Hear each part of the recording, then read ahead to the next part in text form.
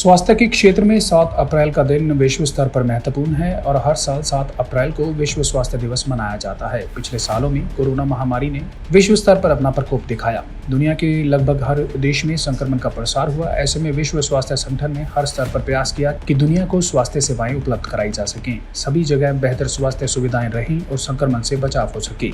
इसी तरह लगभग सभी देश बीमारी मुक्त हों और उन्हें स्वास्थ्य सेवाओं के मामले में किसी प्रकार की कोई कमी न हो। यह सब विश्व स्वास्थ्य दिवस को मनाने का एक महत्वपूर्ण उद्देश्य है। लेकिन आपको पता है कि स्वास्थ्य दिवस 7 अप्रैल को ही क्यों मनाया जाता है और इसका क्या महत्व है? आइए बताते हैं। साल 1948 में विश्व स्वास्थ्य संगठन की स्थापना की गई थी। इसके 2 साल बाद साल 1950 में विश्व स्वास्थ्य दिवस को मनाने का निर्णय लिया गया। इस दिन को विश्व स्तर पर मनाने की पहल विश्व स्वास्थ्य संगठन ने की। ऐसे में स्वास्थ्य दिवस को मनाने की शुरुआत की गई। दरअसल विश्व स्वास्थ्य संगठन की स्थापना 7 अप्रैल को हुई थी। ऐसे में WHO के स्थापना दिवस के मौके पर विश्व स्वास्थ्य दिवस मनाने की शुरुआत हुई। 1950 को पहली बार WHO से जुड़े सभी देशों ने विश्व स्वास्थ्य दिवस मनाया था।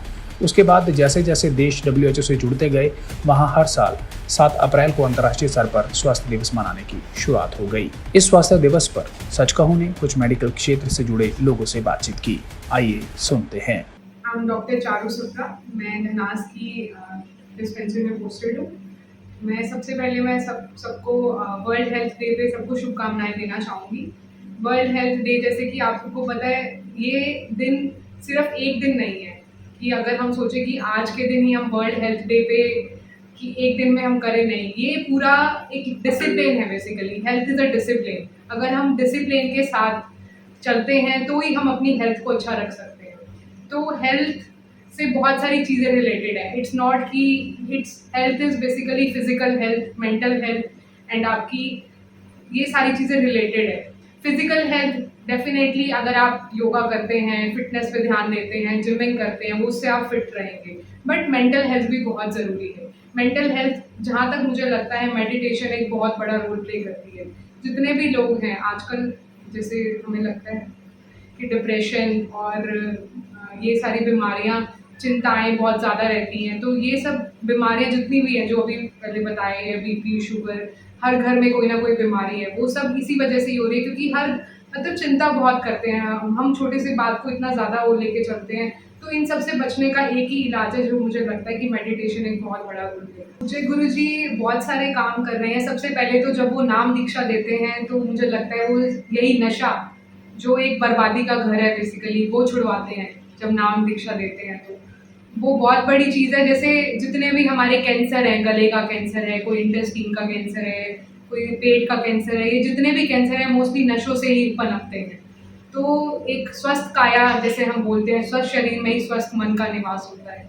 तो वो तो एक बहुत ज़रूरी काम कर ही रहे हैं। और एक दूसरी बात, मेडिटेशन, जो गुरुजी हमें सिखाते हैं कि मेडिटेशन करने से हमारा स्वस्थ रहता है शरीर, वो भी एक बहुत बड़ा रोल प्ले करता है हमारी हेल्थ के लिए। क्योंकि जितने भी आजकल आपने देखा है, मेंटल हेल्थ जैसे हम बात करें, अगर हमारी मेंटल हेल्थ ठीक नहीं है तो हम कितने भी बाहर से स्वस्थ रहें, मतलब हम चाहे अच्छा खा रहे हैं, स्वस्थ पी रहे हैं, पर वो हमारी शरीर को लगेगा नहीं क्योंकि हमारी मेंटल हेल्थ ठीक नहीं है। कहीं ना कहीं हम अगर सोच वैसा रहे हैं, हमारी मेंटल हेल्थ ठीक नहीं है, तो जितना हम पौष्टिक आहार भी खाएं वो हमारे शरीर को नहीं लगेगा। तो वो मेंटल हेल्थ कहाँ से आती है? मेडिटेशन से, जो कि गुरुजी द्वारा बताया गया मेडिटेशन है, योगा है, वो एक बहुत बड़ा रोल प्ले करता है हमें फिट रखने में। ऐसा नहीं है कि कोई काम नहीं कर रहा। मेरे अकॉर्डिंग डेरा सच्चा सौदा एक ऐसी संस्था है जो हर तरह के, हर लेवल पे काम कर रही है। संत डॉक्टर गुरमीत राम रहीम सिंह जी इंसा द्वारा चलाई गई ये संस्था हर तरह से लोगों के लिए बनी है। वो सिर्फ अपने लिए ही नहीं, लोगों के लिए भी जीते हैं। मैंने देखा है कि जैसे जगह जगह सफाई अभियान करते हैं ये लोग, हर तरह से लोगों को संदेश देते हैं स्वस्थ रहने का। और जैसे गर्भवती महिलाएं हैं जिनको पूरा पोषण नहीं मिल पाता है, तो उनके लिए free of cost I think ration भी उनको प्रोवाइड कराते हैं। जो ज़रूरी चीज़ें हैं, जैसे हमें लगता है कि जो गर्भवती महिलाएं के लिए ज़रूरी चीज़ें हैं वो भी उन्हें प्रोवाइड कराई जाती हैं। और जैसे बच्चे हैं, जो गरीब बच्चे हैं, जो पढ़ नहीं पाते हैं, उनके लिए free of cost books provide कराई जाती हैं, फ्री कोचिंग क्लासेस चलती हैं। और भी बहुत सारी चीज़ें, जैसे उनका हर महीने खूनदान कैंप लगता है, जो आज के ऐसे स्वार्थी युग में आजकल हमारे रिश्तेदार भी, जो सगे रिश्तेदार हैं, वो भी मना कर देते हैं खून देने से। पर प्रेरा के प्रेमी मैंने देखा है ऐसे ही, अगर उन्हें रात को 2 बजे भी बोल दे कोई कि हमें खून की ज़रूरत है, तो वो उसी टाइम आ जाते हैं। तो ये एक बहुत बड़ी बात है। इससे पता चलता है कि इंसानियत ज़िंदा है लोगों में आज के टाइम में भी, मरी नहीं है। और एक ज़रूरी बात, वर्ल्ड हेल्थ डे पे मैं ये संस्था को थैंक्स ज़रूर करना चाहूँगी कि वो लोगों को मोटिवेट कर रहे हैं अच्छे काम करने के लिए, ऐसे ही करते रहें।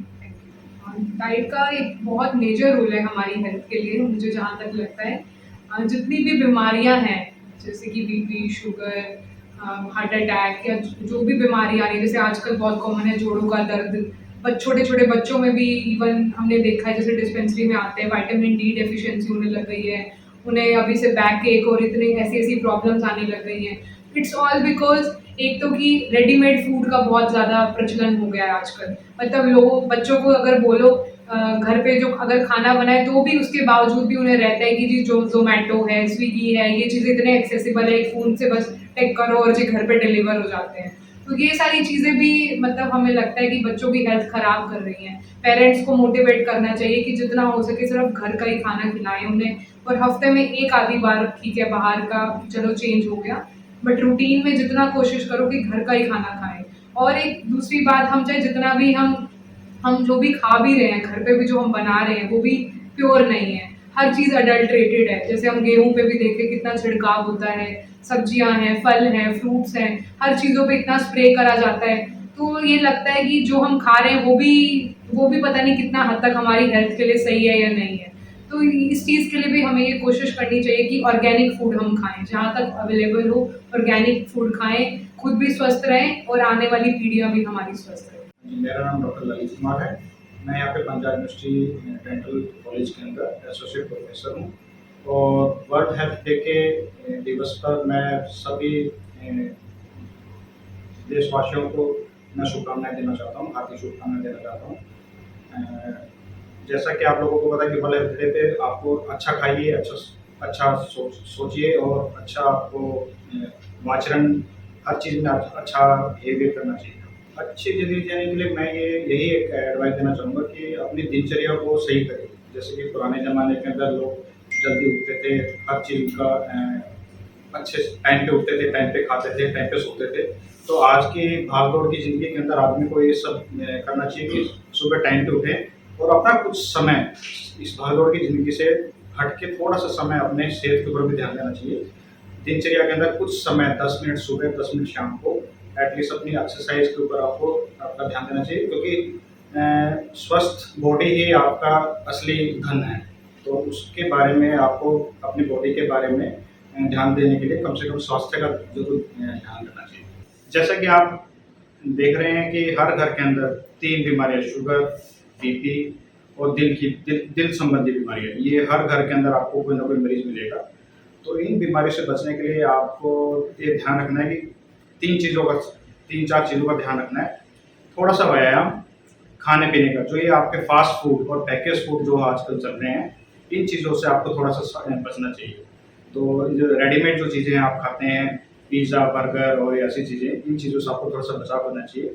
और अपना जो सिंपल दाल सब्जी वाला जो भोजन है, उस पर जितना आप सादा और सिंपल भोजन रखेंगे, तो इन बीमारियों से ज़्यादा बचा जा सकता है। चंडीगढ़ से MK शाइना की रिपोर्ट।